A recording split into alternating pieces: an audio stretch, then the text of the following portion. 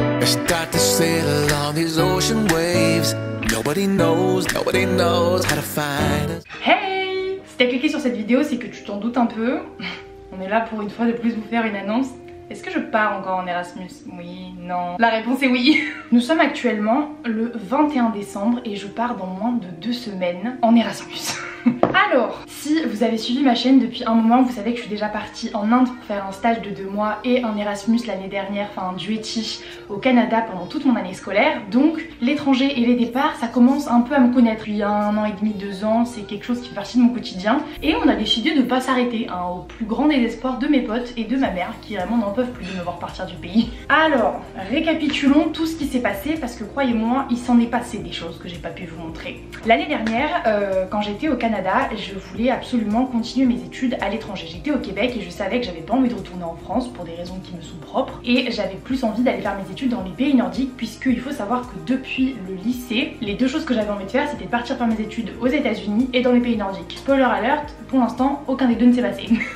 Finalement quand j'allais au Québec, ça a un peu rempli mon rêve des États-Unis parce que sur plein de choses il y avait un peu des similitudes et finalement je me suis dit bon bah voilà, j'ai pas eu les États-Unis mais j'ai eu le Québec et c'était hyper enrichissant et c'était trop bien et j'aurais changé ça pour rien au monde. Donc j'étais très contente. Mais dans ma tête il me restait quand même ouais mais bon les pays nordiques du coup on a toujours pas fait. Et comme je vous l'ai dit je m'étais renseignée sur les prix et honnêtement c'était assez cher, c'était 8 à 9 000 euros l'année pour aller de moi-même sur un campus dans un pays nordique, en Norvège, en Finlande, en Suède. Et du coup je me suis dit bon on va trouver une passerelle, on va niquer le système un peu. Et c'est ce que j'ai fait.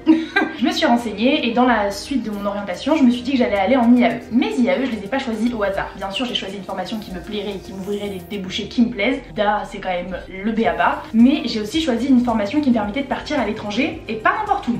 Il faut savoir que l'année dernière moi quand j'allais sur les sites des IAE je cliquais sur international, map et je regardais la liste des partenariats qu'ils avaient. Et c'était vraiment un critère de sélection très important pour moi et dans la vision que j'avais de la fin de mes études. Il faut savoir que tous les IAE permettaient pas de partir en Erasmus en M1 ou même en M2 et certains n'offraient pas de stage à l'international et donc ça a fait aussi mon tri dans mon choix d'orientation. Vous le savez peut-être si vous avez suivi les vlogs en septembre, il y a eu des réunions d'information pour partir à l'étranger. Cette année, dû à Madame Corona, c'était un petit peu indécis, c'est-à-dire que j'ai fait des tas de réunions et je suis allée plein de fois dans le bureau des relations internationales et ils me disaient toujours bah, on sait pas si c'est une bonne idée pour vous de partir. Du coup avec ces éléments en main, moi j'étais un peu perdue parce que bah, quand même je touche à la fin de mes études et c'est important les choix que je vais faire, ils vont quand même être plus ou moins décisifs pour mon dossier à la fin.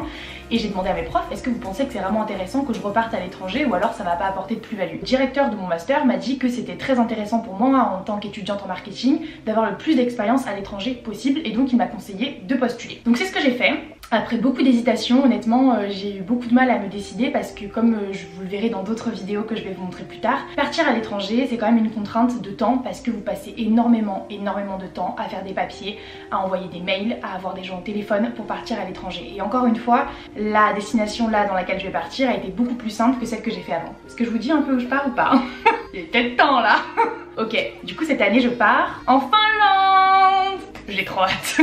En septembre du coup quand j'ai dû faire mes vœux, j'étais pareil, vraiment perdue déjà sur est-ce que je vais faire mon dossier ou pas. Sachez que je l'ai rendu un dimanche soir à 23 h je crois et on avait jusqu'à minuit pour le rendre. Ça veut dire à quel point j'étais pas du tout organisée ni sûre de ma décision. Parce qu'une fois de plus c'était plein de tracas. Mais quand j'ai commencé à vraiment m'y intéresser, parce qu'il fallait s'y intéresser, bah, j'ai passé des heures à regarder sur les sites des facs qu'ils avaient en partenariat, quelle fac m'intéressait, quel programme m'intéressait, où est-ce qu'elles étaient situées aussi. Ça comptait quand même la situation géographique. Et de là j'en suis venue à me dire que la Norvège, même si c'était un pays qui me plaisait mais énormément et même si dans mon cœur et dans ma tête c'était mon top 1, l'université était super loin. Dans le nom de l'université il y avait le mot Arctique. Wesh, c'est l'université la plus au nord du monde. Je me suis dit ok c'est stylé comme ça, mais moi j'ai donné niveau froid l'année dernière au Québec et en plus je savais qu'avec le Covid je voulais essayer de viser une ville un peu plus grande parce que déjà je pars toute seule. Est-ce qu'on peut s'arrêter sur ça 2 minutes? Non mais parce que c'est quelque chose quand même. Quand je suis partie en Inde j'ai eu la chance de partir avec Margot et heureusement parce que si j'étais partie toute seule mon expérience aurait été 1000 fois moins bien. Donc jusqu'à présent j'ai toujours eu la chance un peu de partir avec des gens, c'est à dire que voilà, Inde je suis partie avec Margot, Québec j'étais avec 4 autres personnes de mon IUT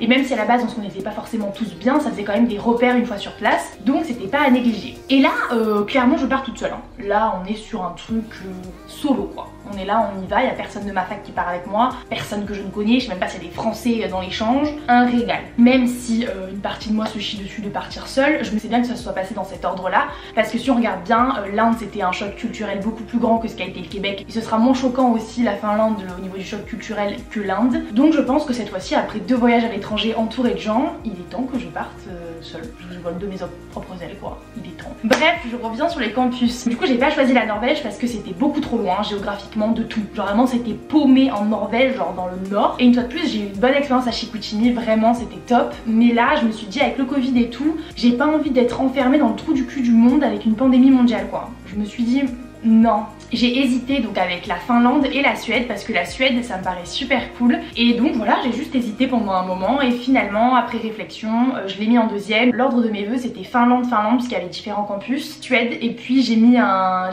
ou 2 campus je crois en Angleterre aussi et finalement j'ai été prise à mon premier vœu donc j'étais super contente mais vraiment trop contente parce que les places sont chères. Après on va pas se mentir, oui j'ai un bon dossier qui a fait que sûrement j'ai été acceptée dans mon premier vœu mais aussi il y avait beaucoup moins de candidatures cette année parce qu'il y a plein de gens qui je sais de mon master ça aurait pu les intéresser de partir à l'international mais avec le Covid tout le monde s'est un peu dit ouais c'est pas l'année pour partir, on va pas se faire chier, ce que je comprends totalement mais du coup tant mieux pour moi parce que j'ai eu la place que je voulais. Tout le tralala ne s'arrête pas là parce qu'une fois que j'ai su que j'étais prise il fallait encore que l'université là-bas m'accepte, ce qui a pris encore 2 ou 3 semaines. Donc pendant 2 ou 3 semaines je savais pas trop où je campais et c'était compliqué quand même parce que quand je faisais des travaux de groupe et tout, d'ailleurs je pense que je vous l'ai dit pendant plein de vlogs, je travaillais sur une mission consulting qu'ils vont avoir au 2e semestre sur laquelle je ne serai pas et je le sais depuis déjà des mois et je continue pourtant à travailler dessus comme si de rien n'était parce que je dois avoir des notes quand même mais je sais que je travaille un peu pour du vent parce que c'est fictif, parce que je le ferai jamais. Mais bref, j'ai su que j'étais prise fin septembre par ma fac et début octobre par l'université finlandaise je crois. Donc de là s'entame un long mois de octobre à novembre où il se passe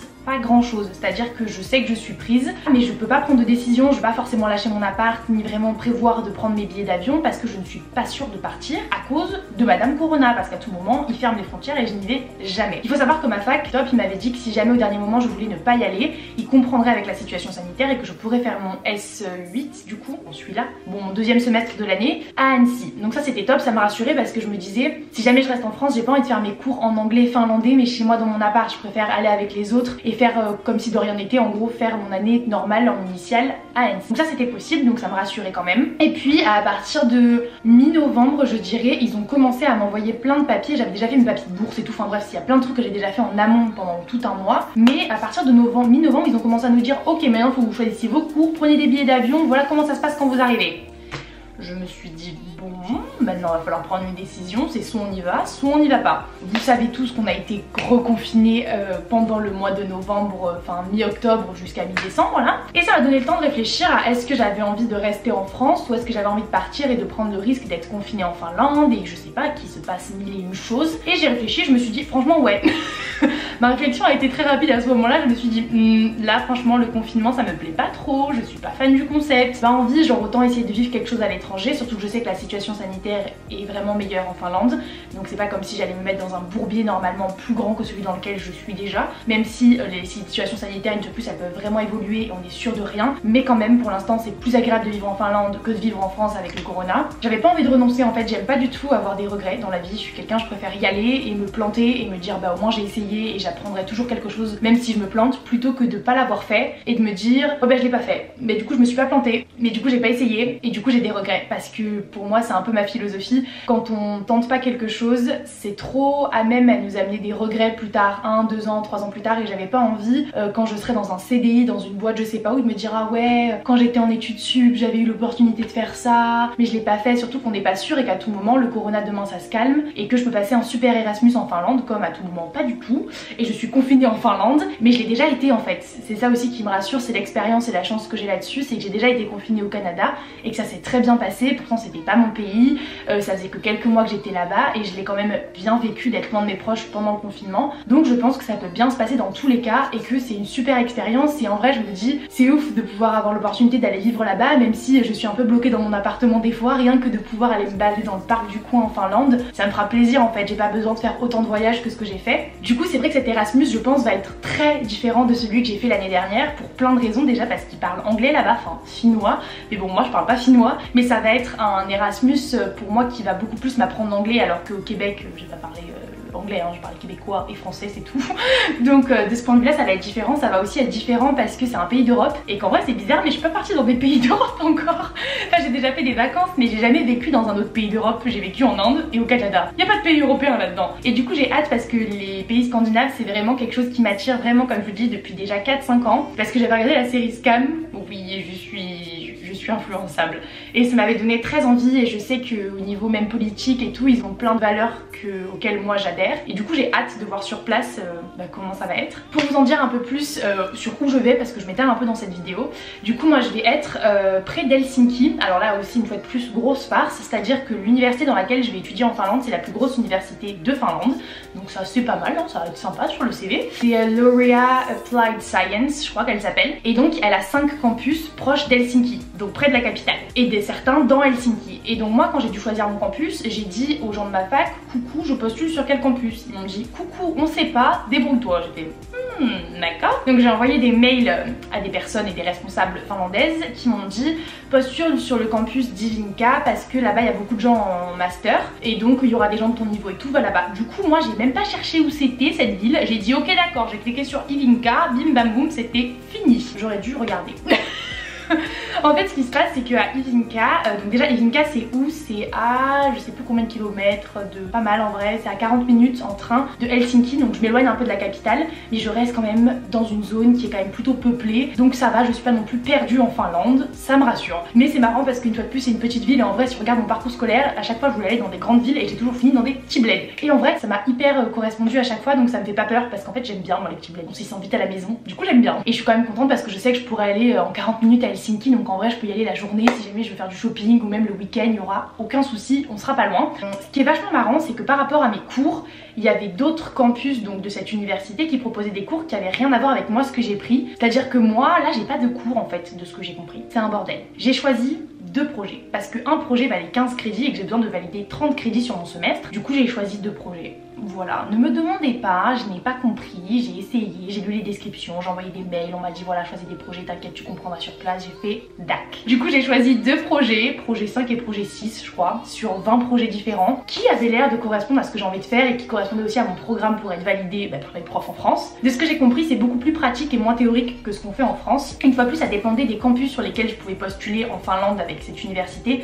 J'ai vu qu'il y avait d'autres campus où il y avait juste des matières à choisir, mais moi je vais pas là-bas. Moi je vais sur un campus bizarre, laissez-moi. Le prof m'a dit que c'était vachement cool et il était content que j'ai pris ça parce que c'est du coup beaucoup plus pratique que théorique et ça va ressembler un peu j'ai l'impression à 2 stages combinés parce que je vais travailler pour des vraies entreprises avec des vraies problématiques et un vrai résultat à la fin et je vais travailler en binôme normalement, du coup ça va être cool. Donc j'ai hâte parce que si c'est moins théorique et que c'est plus pratique ça va me plaire puisque une fois de plus je suis en master et c'est vrai que ce que j'ai reproché un peu à ma formation pour l'instant du début de l'année c'est qu'on a vu beaucoup de bases, c'est un peu une remise à niveau ce qui est normal mais c'était assez théorique et donc j'ai hâte de passer à beaucoup plus de pratique pendant ce semestre. Donc je pense que ça va bien me correspondre, on verra de toute façon. Que vous dire de plus? Je vous ai dit que j'avais hâte.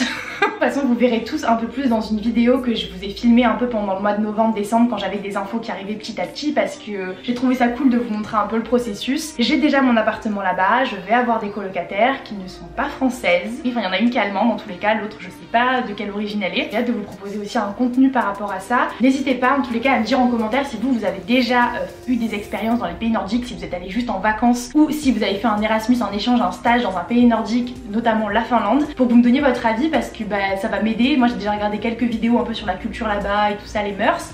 Mais si vous avez des expériences là-bas, elles sont les bienvenues. N'hésitez pas non plus à me dire ce que vous aimeriez que je vous filme là-bas parce que là cette fois-ci, contrairement à quand je suis partie au Canada, j'ai un peu plus un plan dans ma tête de ce que je vais vous proposer comme contenu et j'espère que ça va vous plaire parce qu'en étant du coup déjà partie à l'étranger, j'ai un peu capté ce qui vous plaît je pense quand on est à l'étranger, ce que vous aimez bien qu'on vous montre. N'hésitez pas à me dire s'il y a des choses absolument que vous voulez voir quand je vais partir là-bas. Par rapport au voyage pour cet Erasmus, honnêtement je ne sais pas ce qui va être possible et pas possible.